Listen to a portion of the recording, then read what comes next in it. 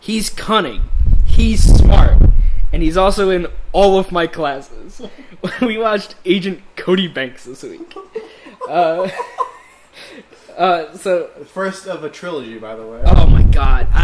I don't know how we're going to get through these movies. My name is Andy Doherty, by the way, along with Adam Janketic. Hello. And we are Not Your Average Podcast. Man. TM. I never saw this movie when I was a kid. Dude, like, I saw this and Big Fat Liar, like, probably, like, same year the movies came out? Yes. Yeah, right? Yes, I think so. I saw them both in theaters. Oof. Oof, yeah. I mean, this one was probably one of the more fun, horrible movies that we've watched. Like, me and Andy constantly laughing. There's always something to, not like nitpick, but just be like, what? And then, like, we both, like...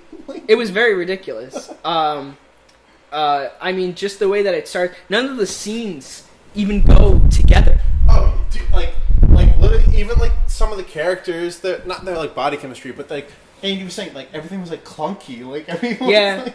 Yeah, like, when they're in the secret lair, when they break in the secret lair to save Hilary Duff and, Lizzie McGuire, and... I'm just gonna call them by the other things that they've been in to identify them better. Because there's no other way to identify all these guys. But, when he goes to save Hilary Duff and he jumps over here and she's like, what are you doing? Are you proposing to me? And he's like, I'm hiding from the cameras. It was like... That was funny, but, like, I don't think that was supposed to be portrayed. But did you see the way he jumped over the bed? He, like, stretched out his arm, he went full length, like, even Hilary Duff was, like, looking at him like... It feels like this movie was shot in one shot. And they're like, alright, we only have enough time and location and enough film to film everything in one shot. So unless you completely mess this up horribly, we're not stopping. Right. To be fair, that like, cave set... probably massive. Like, that was like, what, like, quarter mile, like, across with, like, all the tubing and, like, the little dome that was their, like, prison. Yeah. And the door. That was a really big set. Their sets were pretty nice. I mean, there's the snow set. There was a lot of different locations. Yeah. For they had, 28 million? 20-something million as a budget? It's a budget. Yeah, I mean... Yeah. I mean, hey, I didn't know Frankie Muniz could pull straight off of Malcolm in the Middle. That's what Frankie Muniz is pulling. Oh, like, literally... Alright, every, like, person in the cast, me and Andy were just like, oh, they're a knockoff of someone. Like, no one was, like, a real big actor. It was all, like, you know, like, secondhand actors that were, like, starring. It was a little weird. And we actually looked them up right before we started recording. Like, and they're in hundreds of films and movies. But, like, not actual actors. They're, like, actors that are in, like, a couple scenes that are, like, they're someone's helper or, like, they're never big. We didn't know a lot of the characters' names in this movie. Like, obviously we're gonna know who Cody Banks is. What was Natalie? Muniz. Natalie was the name of Lizzie McGuire's character. Yeah. And then after that, Lizzie, do you keep doing it? Rizzoli and Isles' character. That was, what was her name? It was something strange. It started with an R instead of starting with, like, a regular letter. Hang on, it's getting me into Fenster now. Rakonda? Dude, Ronica? Do you need glasses, bro? Yeah, dude, I do. We just got into an argument about whether Arnold Schwarzenegger was from Austria or Australia. Dude, I was like, I remember reading something back. It was like Australia or something. And he's like, do you mean Austria? I'm like, I don't know, maybe. Literally, he shoved the phone in my face in triumph when he looked it up and was like, Australia, dude. And it was Austria. That's literally the beginning to Dumb and Dumber. So really? Yeah. They bump to a hot girl and he goes, hey, where are you from? And she goes, Austria. And he goes, well, put another shrimp on the barbie. Arnold Schwarzenegger is from Austria. Goddamn. The way this movie starts is insane. We're supposed to believe that, well, let's talk about the motivations of each character. Okay, let's.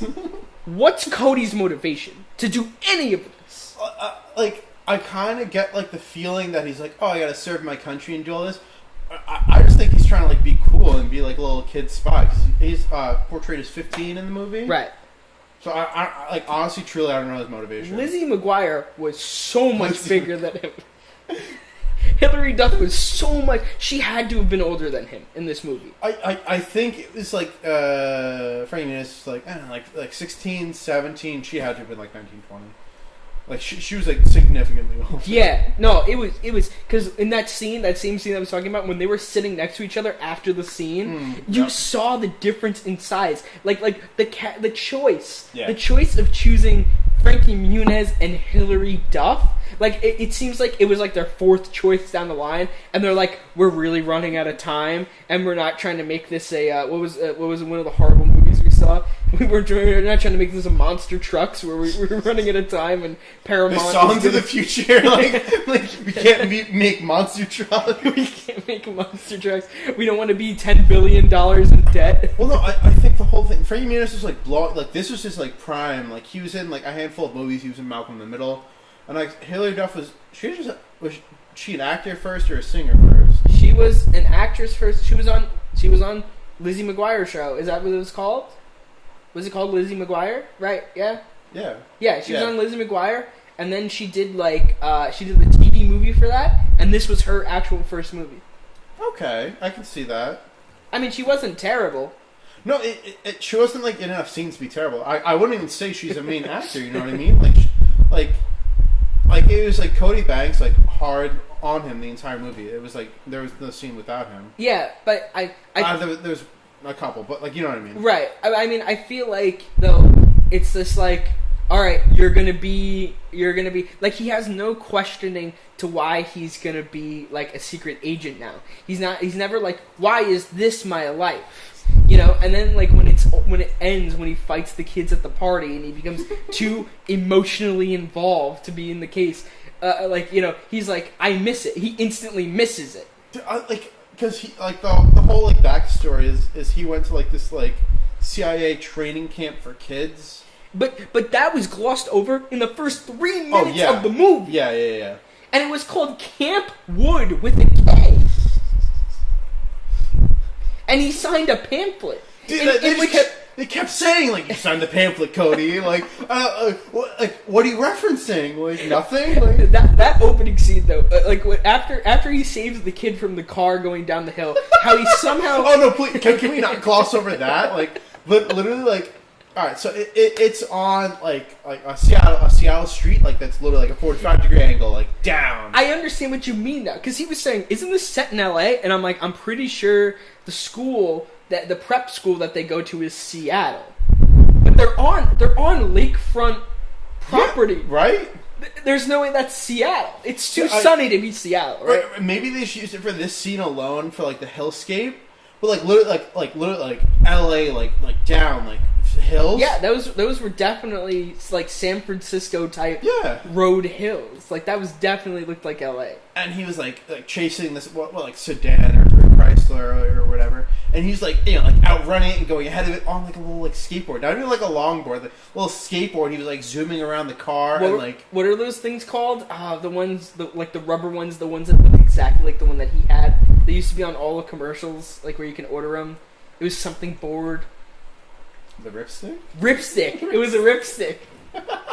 Dude, and like, I was just like, what do you like? What like? And then, dude, I mean, well, there's the fact that the kid gets left in the car. He almost bowls over the mom in passing, and then the kid somehow, without touching the brake, like shifts the car into reverse. And like the e-brake, he like. Steps on it, touches it, taps on it. Without like, you clearly see like little like the lock button on top where you have to like, you know, go there, go back up and down.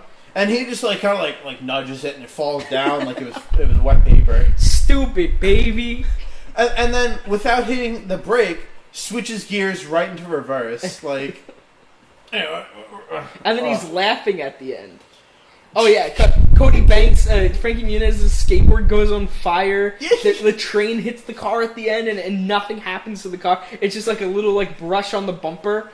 Oh man, he goes in front of the car, which, you know, due to the laws of momentum is not possible. Due to the fact that the car weighs about 3 tons, and Frankie Muniz weighs about 160 wet. Like, so it starts like to break using his skateboard. And the skateboard immediately just crumbles. Hilarious.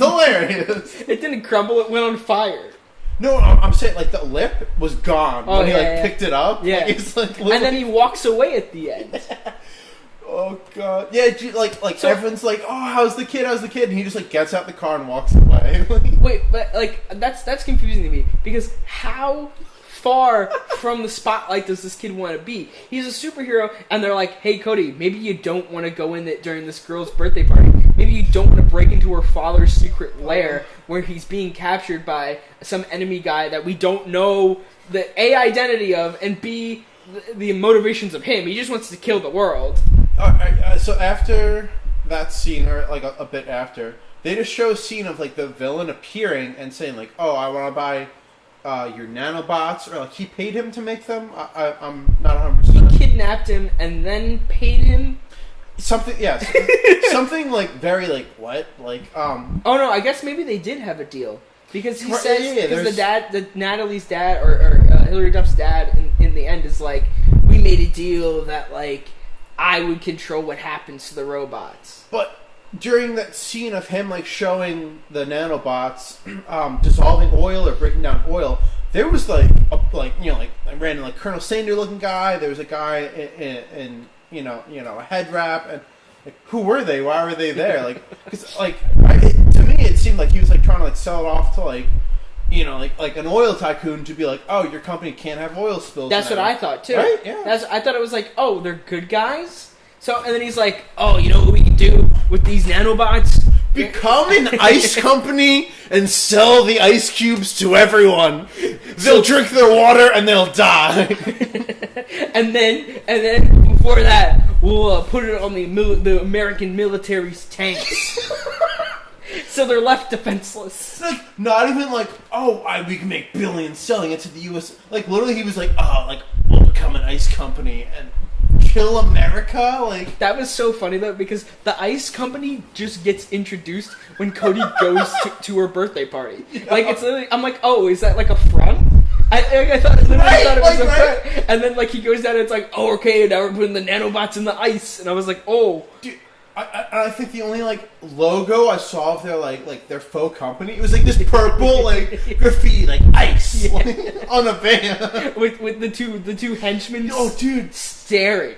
They're at a prep school 16-year-old birthday party, and here's these two black guys surrounded by an entire party of white kids, and they're just staring kids down because they're like look at these weird ominous men by this ice truck. Like hauling in liquid nitrogen by the canister, like 15, 20, like more. By the pallet of canisters. Oh my god. Where are we in this? Oh yeah, just everything was creepy. Cody meeting his handler. Yep. Ronica. Yeah, Ronica. Rizzoli and Isles. That's what she said. She's Rizzoli and Rizzoli and Isles. But she, that was a weird scene because she walks into a locker room of high school boys. Just like they just have a door that leads to the outside. Because when she like opened it, it was like sunlight. Yeah. And then just like waltzes in. All the kids aren't like, "What are you doing?" Just like, she's in the CIA.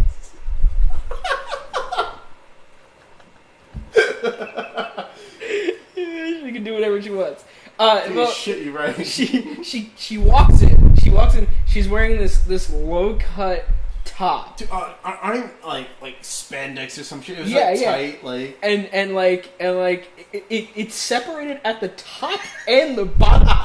It was very strange choice of dress. 90s fashion, dude. You can't hate on it. This was made in 2003. Okay, they shot like in 2001. She's a woman. She's a woman. She could own some suits in the 90s. And then she undresses a young child. Dude, all right, that was, I commented on that immediately. Like she ripped off this like 13-year-old kid's towel and just like let him sit down. Like.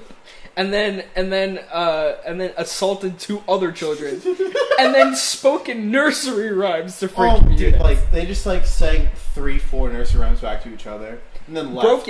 broken nursery rhymes. It was like tick tock, the mouse is on the clock, and it's like Peter Piper picked a how's that one go? Yeah, Peter Piper picked a patch of pickled peppers. And then, like, the third one was like, bubblegum in a tea. And, like, then they were just like, welcome to the CIA, and then, like, walked out. She, like, rolled her eyes and said, like, everybody signs those pamphlets. Dude, that was another reference to, like, you signed the papers, Cody. Like, we gotta start getting, at the CIA, we gotta start getting better people to look up for these kids that we're gonna train with these pamphlets. I liked how, in it, the CIA manager, the CIA guy, head of CIA guy, he was creepy as anything. Oh, he made, like, weird sexual advances to, like, to Hilary Duff. Like, he made, like, 3 of them, and they were like, oh, this is your target. You must, like, like seduce her and go to her birthday party.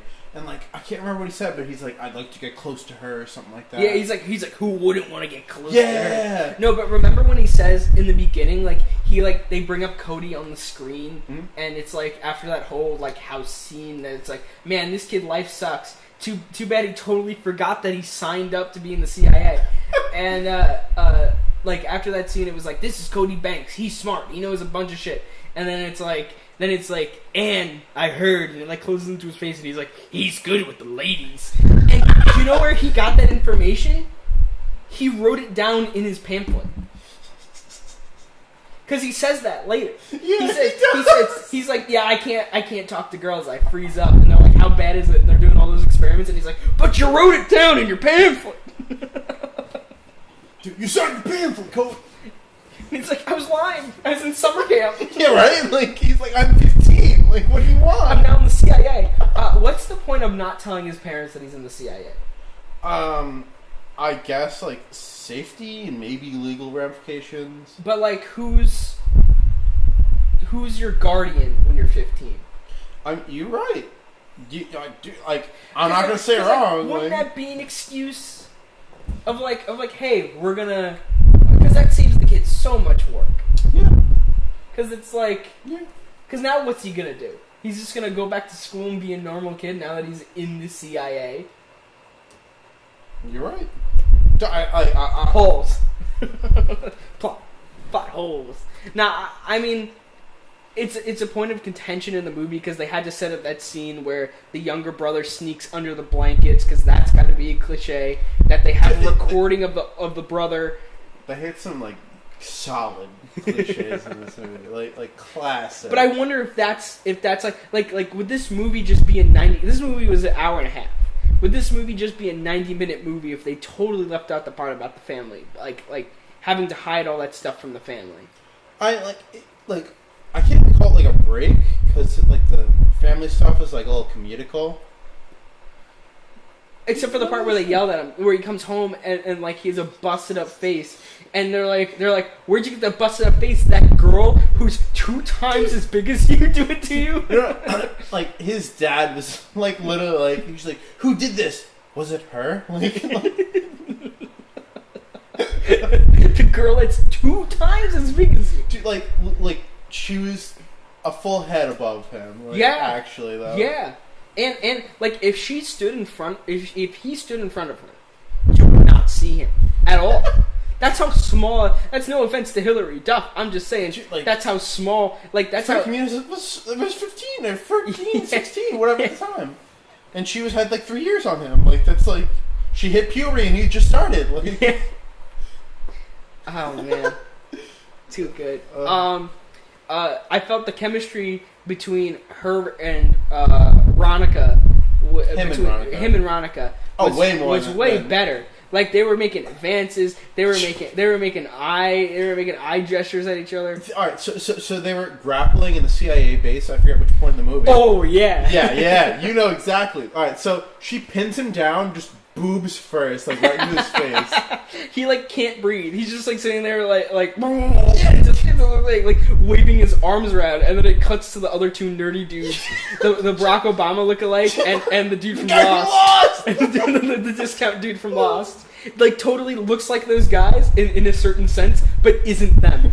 And but you can tell they're just discount version. Yeah. Everyone was discount. Everyone was. It was something.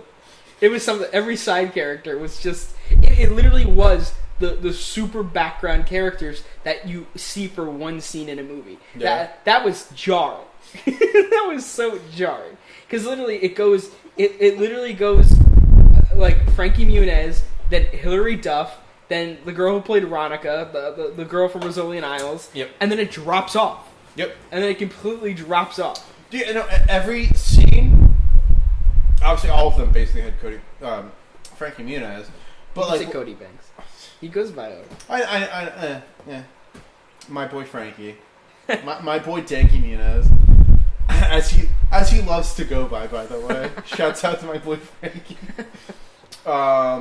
Anyways, any of the scene that like didn't have them, it felt like super bland. Like whenever the parents were like, oh, like I wonder what Cody did.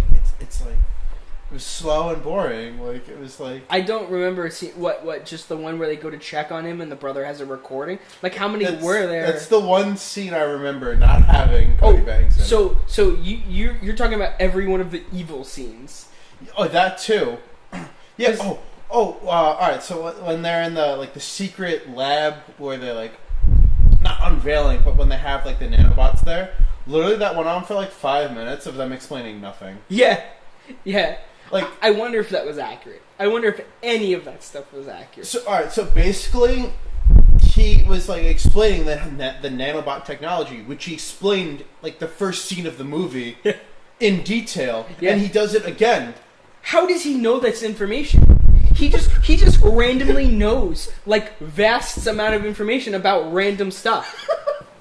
Like, I mean, they tell him some stuff. Like, they tell him all about that girl Natalie. Yeah. But he was like the head of the CIA was like, all right, if you turn to page 2, we're gonna see what these micro. I hated his face.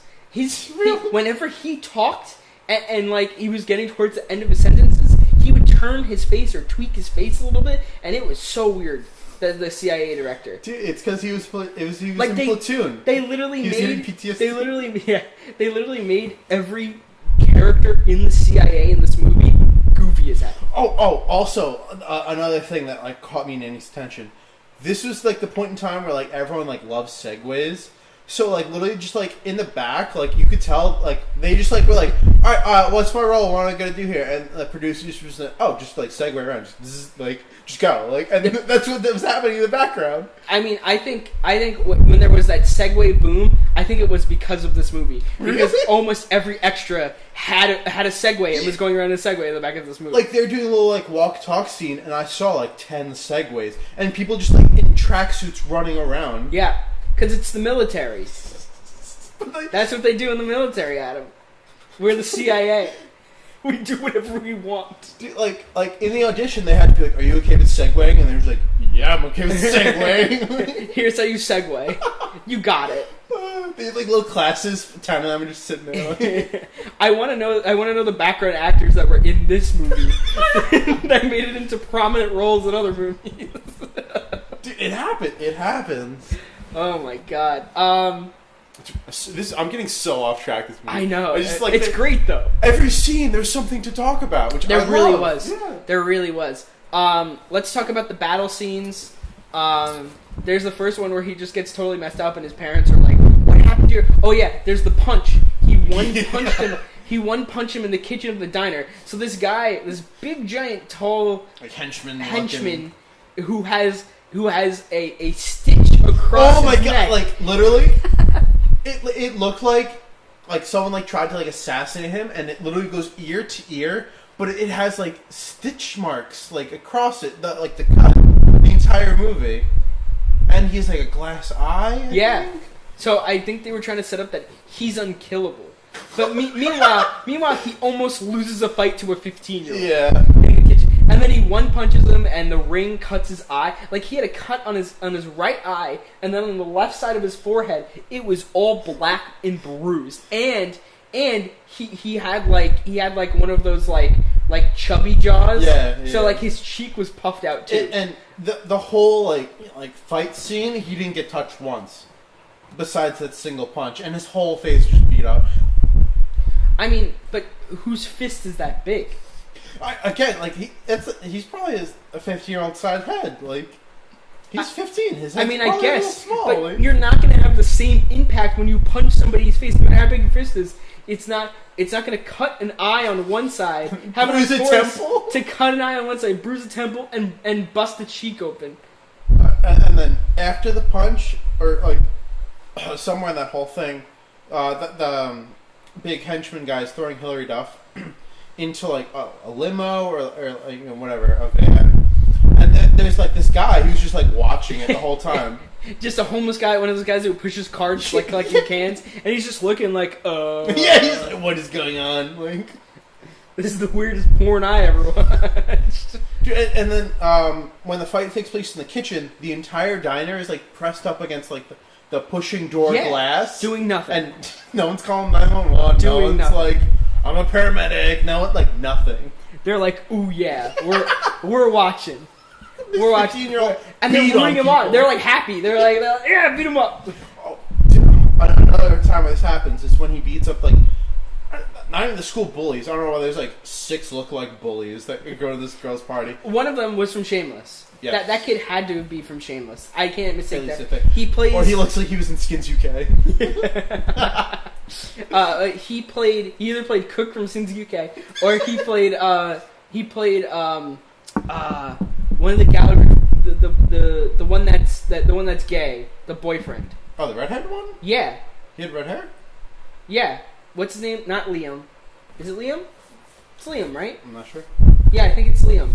And he like spoiler alert. And he's gay. I mean, you find out in like the 3rd episode or something. Yeah. And but that was his boyfriend who like is like a jerk around the school. Yeah. So it's good to know that he's not playing any other role besides being a bully. Yeah, anyways, he beats on like 6-8 kids, whatever. And everyone else at the park just goes like, yeah, claps. Yeah, like golf claps. And then the 2 enemies who he fights later literally go back and say, looks like the CIA has something to do with this one. And then he walks past them. In between them. Gets in his car and leaves. Literally, they're like watching the fight. They like both like whisper to each other, and there's like, those moves are straight out of the CIA handbook. And then he just goes like, peace, and then walks to his Ferrari. And he's like, in between them. Didn't we get rid of the CIA? Oh my god.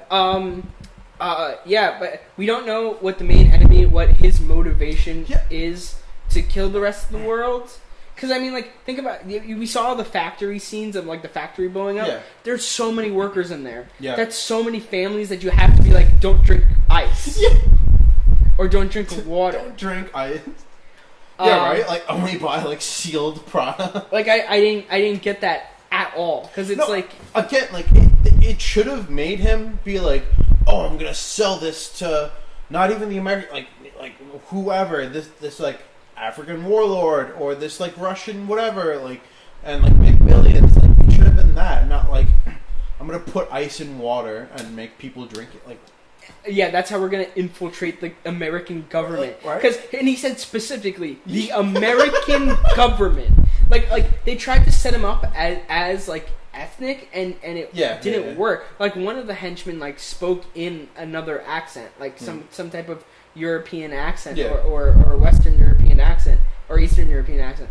But he spoke like fine English. The henchmen spoke like fine English. Like none of them were really that ethnic or not from America. Yeah. So you'd be poisoning your own self or your own families. Yeah. But I guess that's how henchmen go and crazy people go. That's right. I can't wrap my head around. Maybe we missed something. Maybe there's no motivation on either side for them to do any of what they did in this movie. There's no motivation for Natalie's dad to even be working on the nanobots. It was never disclosed that he's getting money. It was never disclosed that they like pretty much just took over his shit, and he was like, oh well. But like he was the most passive guy ever. I get, all right. So already Natalie's dad, I could like see him like he's like, all right, like I'm getting like funds whatever to like get rid of oil spills. That's what like the whole thing was. But like, why wasn't he working for like I don't know, EPA? Yeah, I was about to say EPA, but like the EPA. I don't even know what this dude was. Yeah, I guess we missed something because I don't even know who this dude was. I don't even know where he came from, how he got so rich that he can build an underground lair. In this dude's... all right, yeah, he was in a mansion and like under it, he like had this like underground lair. And meanwhile, like Hilary Duff was like, "Oh yeah, my dad's a scientist," and like Frankie Muniz was like, "Oh microscopes. You're being weird again. You fail." Oh god, the drive. Oh no, that was so bad. Oh, I like that was cringe to the absolute most. Woo. I did not understand one word that Asian teacher, the Asian driving teacher, who has to teach them. She's like, oh, here comes like Mr. Yin. He fails Mr. everybody. Yip. He fails everybody, and he's like walking over to like the different obstacles, and he's like picking them up. Yeah, he was like adjusting cones and like picking up like cardboard cutout pedestrians. Oh, they made him like they're like, if we can understand a word, like you're doing it wrong. And I was like, ooh. A lot of W's where they didn't need to be W's. And like no R's. A very stereotypical performance by that man. And then after, he fails the one girl because she's like, "You're screaming at me." And then Cody gets in the car and he magically knows how to drive a car backwards through most of the course that Hilary Duff just went through, and then drive it forward through the course at full speed to the point where the dude throws up on himself. Can we talk about the payoff of the movie too? So the payoff of him saving. So the payoff is Frankie Muniz saves her, right? Yeah. Again, for like the third time in the movie. She's like, "I'm not going anywhere until you tell me what's going on." He's like, "I didn't really like you work for the CIA." Yeah. And then she's like, "Wow, like I'm such an idiot." And he's like, "Nah, I really didn't feel this for you, Law. That's why I got taken off the case." And then she's like, "Oh, okay, I'm good with that explanation." Totally fine with it. I mean, it was in dire circumstances. And then it's like, okay, end of the movie. All right, they kiss, their boyfriend, girlfriend. Now she gets her license. Yeah, all right. That's the big payoff. So all right. So they're like congratulating Cody and all that, and they're like, all right, like that's one parting gift to the CIA. Which why wouldn't they make him like a full-time agent or like, you know what I mean? I think he already is though, because isn't that the point of like training these kids and like showing the kids and stuff like that? Right. Was making them full-time agents. Because you can't just pull somebody into the CIA, have them work on like 2 jobs for you over the course of a week, and then let you go. You can't be in the fucking Pentagon and know American secrets and then be let go. Alright, you're right. No, you need to be a full-time member. Oh my god! I thought they were gonna actually pull out those things from Men in Black. Men in Black and erase people's minds. Dude, I think they had to trademark that as something. Like no one else. I don't think it happened yet. Did it? Oh no, 2001. I think Men in Black. I think Men in Black was 2001. Because I was gonna say I don't think it happened yet, and that's why they didn't do it. Yeah. Because they definitely would have gotten like some sort of lawsuit. Well, Disney, and what was Men in Black done with? What do you mean? Produced by? Or? Yeah, because this had to have been Disney. Maybe not. Maybe not. This seems like... Wait, hold on. Let's, Mixed produced. Well, Hilary Duff was a Disney chick. she was... Yeah, I don't know. I don't know who made this movie. I don't know why I didn't look that up. I'll fail. So he was the third director. Harold Zwart was the third director. This it originally it's executive produced by Madonna. This movie, which explains probably a lot of the language that they talk to each other when they meet up each other. When he meets Hilary Duff and he's just saying weird things and she's just like, okay, like loser, like whatever. And just a lot of their scenes where they're very intimate. And they're talking very close to each other, where like the chemistry between Hilary Duff and Frankie Muniz is supposed to be, and like when they're talking to each other, it's just like it sounds like adults speaking, and it's like we are teenagers. This is how teenagers talk. Yeah. And they're saying a lot of stuff. I think they were quoting like a bunch of old romance movies. Like I think so. But anyway, what was his name? Harold Zwart? Yeah. He was the third director. The first director that Madonna had attracted. as executive producer was Jason Alexander, in a throwback to Seinfeld, first off, and also and Shallow Hal, where he plays the best friend's sidekick. Then it was the guy who made. It was another director. I couldn't find it. Who I think made I think he made Spy Kid. Nah, I'm wrong. I don't know what I'm saying. It was a second director, and this was the third guy. Like, how do you know three directors like that though? Like, because the movie's Terra. Because they didn't want to write the script. I read. I don't know if it was like a Rotten Tomatoes official review, but someone was like, captivating for earlier audiences, but like offers nothing to everyone else. Like this, when I saw this as a kid, I was like, oh, cool spy movie, and like I had a blast watching it. Like watching it now, I just like had fun poking fun at it. I mean, like I'm glad when I was a little kid that I watched Spy Kids rather than watching this movie. I watched both. Dude, you know I was in theaters in Spy Kids 2 with 3D glasses. I was there. That's back when 3D glasses had the red and the blue. Not like the nice ones that we have today that don't hurt your head after 2 minutes. We have the sunglasses now. The converted sunglasses. Yeah. So the second director before Harold Zwart was a guy named Vic Armstrong, whose biggest claim to fame is that he was a stunt double for Harrison Ford in the Indiana Jones movies.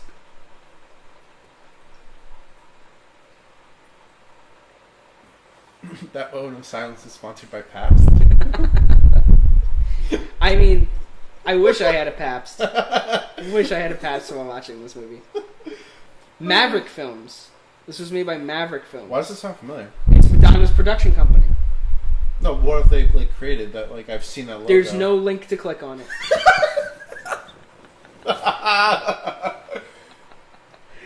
Oh my god. I mean, just the fact that oh my god, when she finally invites him to her 16th birthday party, and she looks at him and she just goes, "It's Vegas themed." Oh, all right, yeah. What 15-year-old plays poker like that? Also, everyone at the roulette table or the craps table was adults. They were like 25 to 40, like. That was so weird. And they were so elegantly dressed too. They all had to come in suits. And then Frankie Muniz, meanwhile, all of them are literally hunched down and their heads are barely against the table. You could see Frankie Muniz is literally his chin is barely touching the table during the scene. And you could see other people hunched over on their backs and or they're kneeling And what was that scene where he meets the main henchman?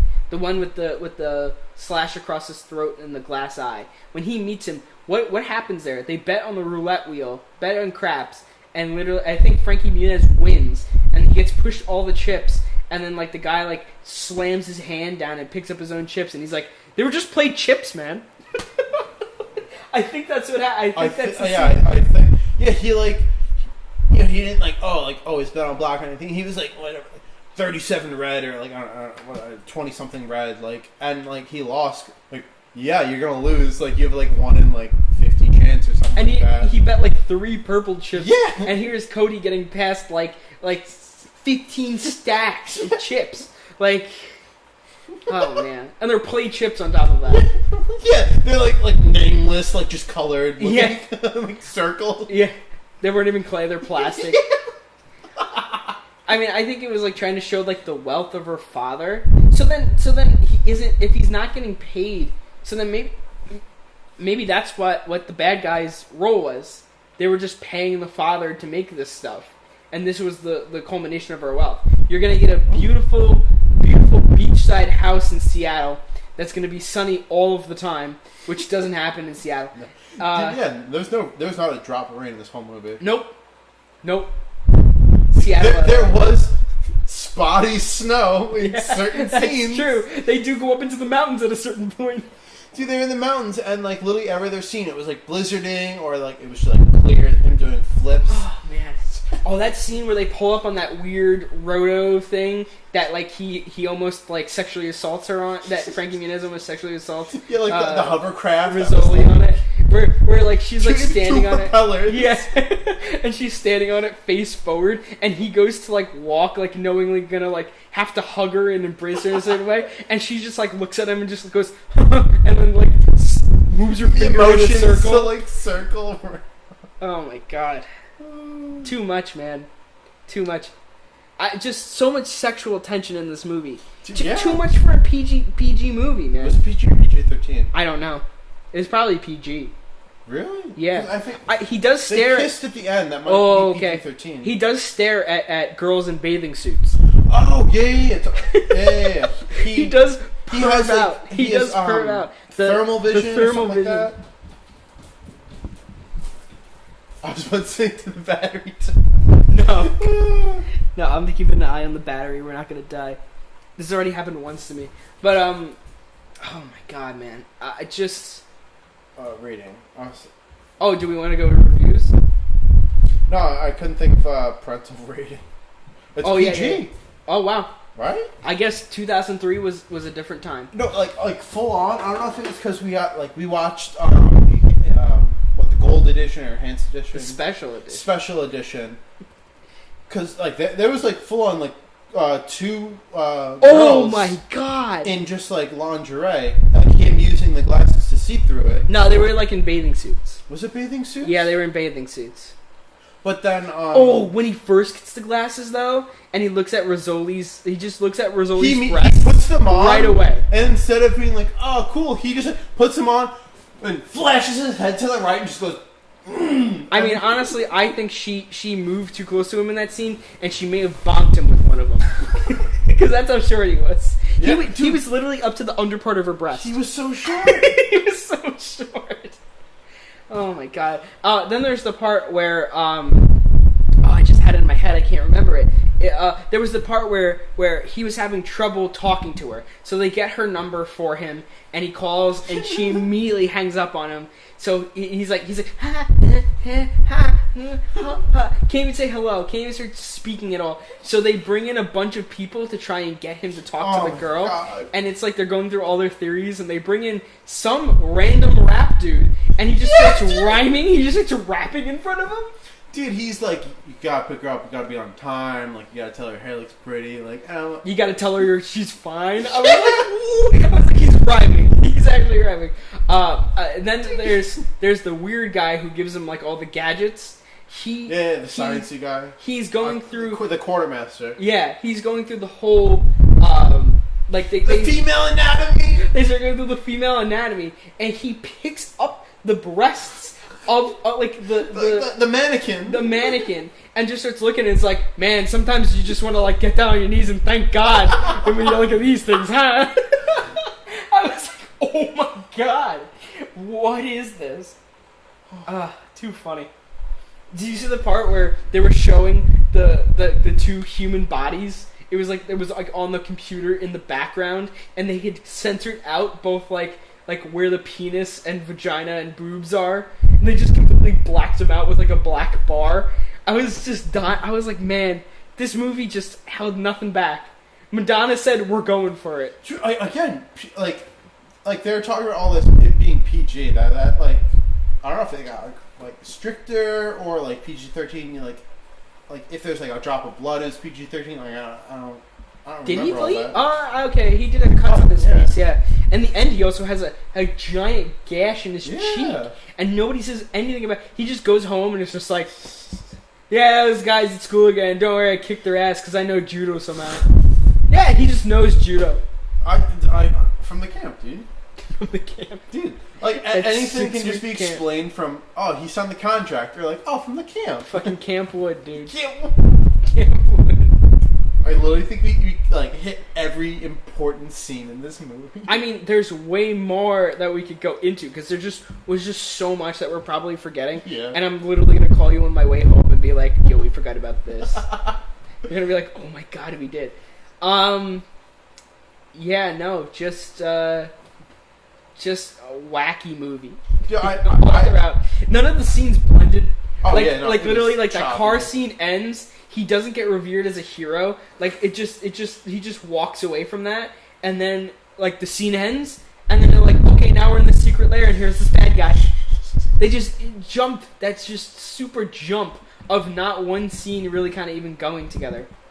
You want to talk about his vault at the end of the movie when the microorganisms take away the stairs, those metal stairs. So he just vaults on top of the rock to get out. Yeah, so like the whole thing is like they're on a time constraint. Like the nanobots are like eating the metal stairs. So it's like I don't know, like 12, 16 stairs, and like the whole thing he's like, on this time constraint, I got to do it before then. And then he's like, I don't have time, so he jumps off, and then the helicopter is like staying stationary in the air, and he's throwing ice cubes at the door to be like, they'll eat the door and we'll be fine. And then all of a sudden, he's just like, I jumped up 10 feet with nothing. Like, it was like literally this like slab wall that like he couldn't like climb. That they needed stairs for. Yeah, exactly. For regular workers who worked at the... then there's... Before that, even, when he's rescuing Hilary Duff and they have to go like a separate way from like Ronica and the father... I just love that name, Veronica. And he's on a snowmobile. He gets on a snowmobile and he just completely drives over concrete. And then towards the end, he goes upstairs up the on same a stairs that the microorganisms kill, like up metal stairs in a snowmobile. On a snowmobile. And then they get to the top and he falls over. They hit the top and they just like hit like a railing, and then both of them just like collapse on the side, which would have crushed their legs, being like a heavy snowmobile that just toppled over on both of them. Oh my god. Can we talk about the ending fighting scene at all? I mean... when it wasn't really a fighting scene. He just like held him up like above his head. The henchman with the scar on the glass eye. And he just kind of like... he slapped him. Well, okay. So before that, like, so the main thing is that, like, they get captured again, and then, like, the main evil guy, who I don't know the name of, is about to put an ice cube on Hilary Duff's head because the ice cube has the microorganisms in it, and it's going to burn through her forehead or something. And he's like, if you don't give us the stuff, I'm going to burn through her forehead. And then the father just kind of gives up. He's just like, okay, I'm trying to make it work. And then they're like, all right, I'm going to, and then, like, what happens? She ends up, like, wrestling it away from him? How did she get it away from him? I think Cody does something. He we're missing a big thing. He planted explosives all over this base. When did he do that? No, the handler did.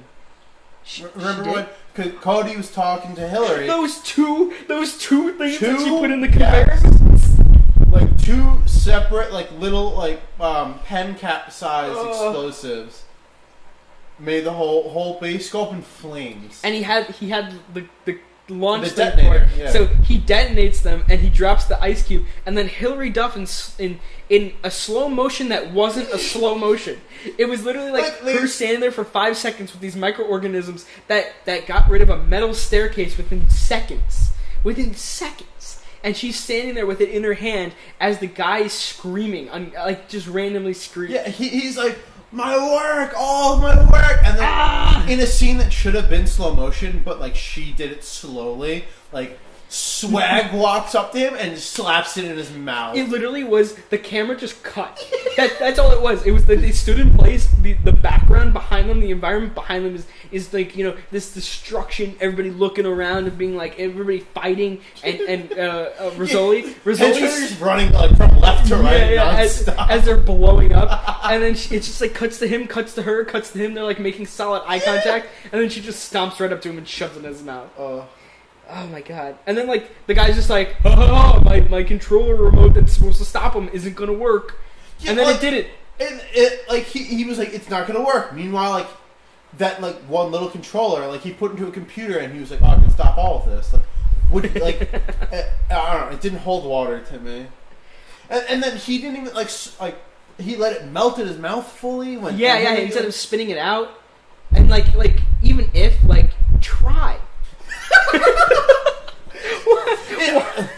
Why are you accepting death like that? It'd be one thing if whatever, he was on the ground and she forced her hand over and didn't let go. It was literally like she slapped it in and he just went, oh! he walked away and then continued screaming with his mouth closed. Yes! Oh my god. And then his face melts off. Alright.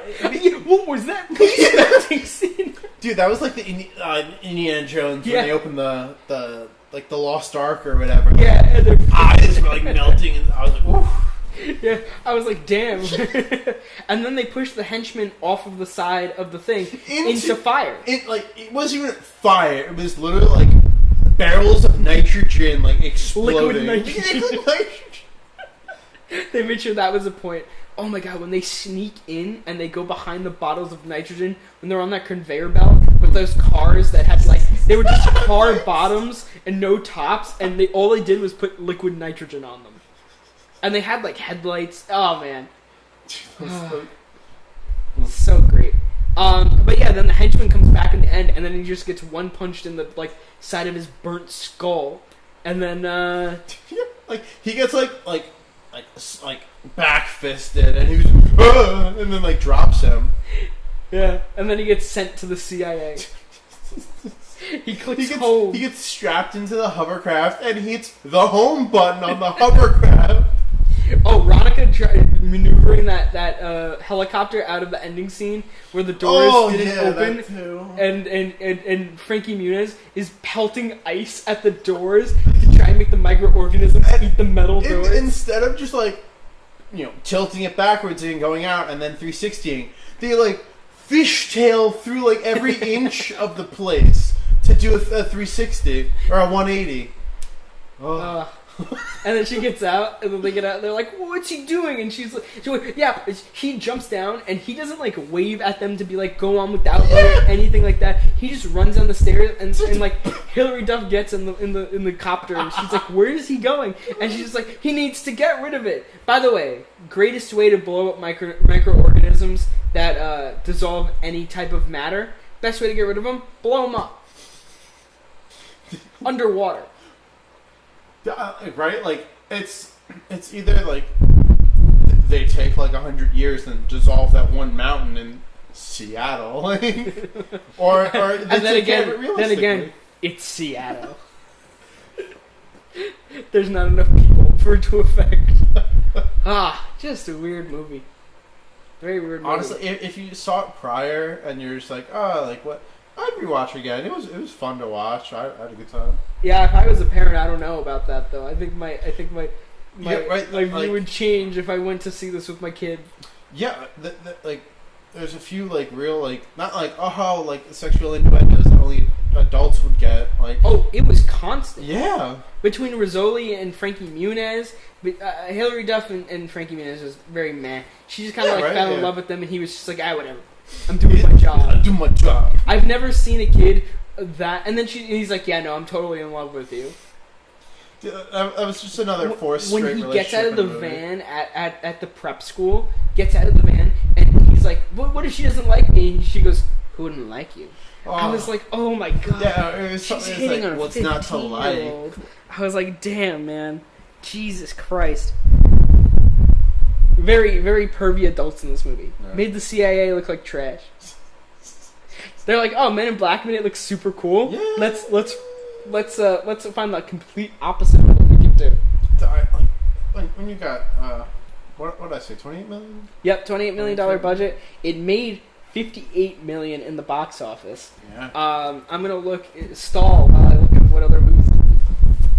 I think. I remember it saying it was like number 2 in the box office at the time. Which makes sense, because I mean, it is a kids movie, and it did hit over almost $60 million. $60 million. Yeah. So, all right, I'm gonna read some really good reviews from IMDb.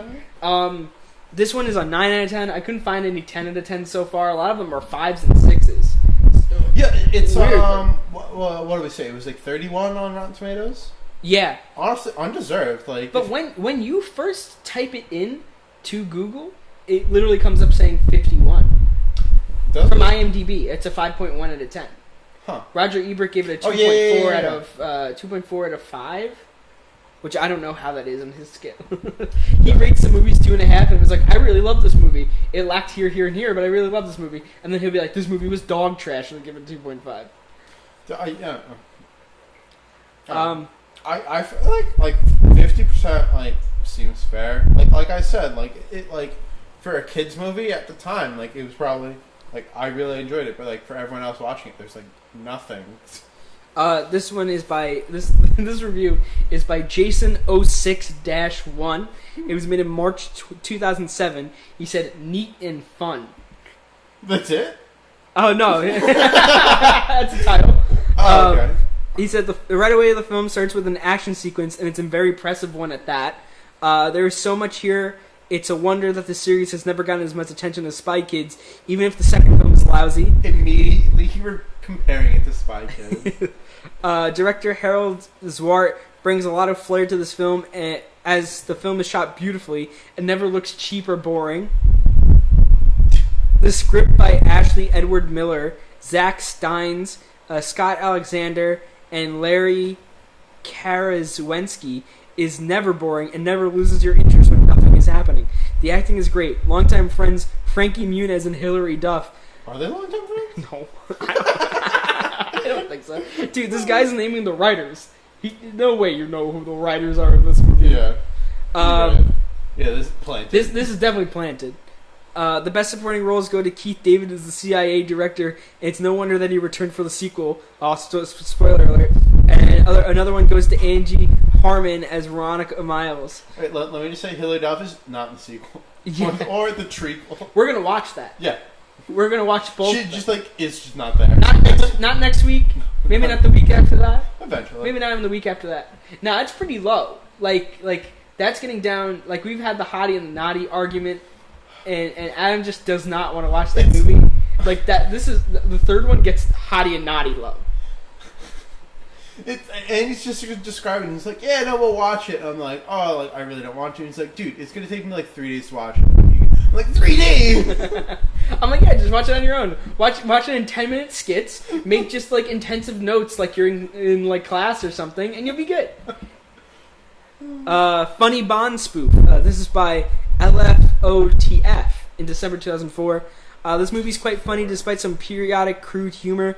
Although the spacing, and then it's a giant indent. Although it's somewhat unbelievable indent, overall it's good.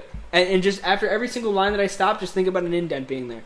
The basic premise involves a teenage secret agent played excellently indent by Malcolm in the Middle's Frankie Muniz. His romantic interest is played by Hilary Duff. The sheer energy of the two stars carry this movie. Angie Harmon does an excellent job also. It will probably be more appreciated by kids, but it will find fans in other age groups also. 10 stars. Dang. So Adam, what is your overall grade of this movie? Out of what, 10? 5? 10. 10?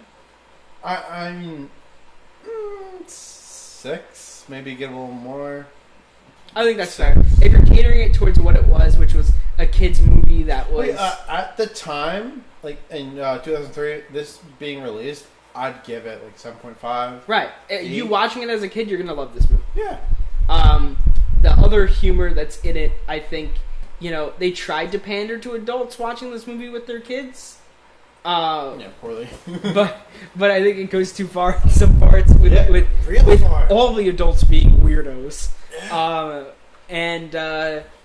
I mean, yeah, I'm going to give it a solid 5 out of 10. I mean, I understand giving it a better... It was fun throughout, though. Like, this was a fun movie to watch. If I had to watch it solo, I would not have as much fun.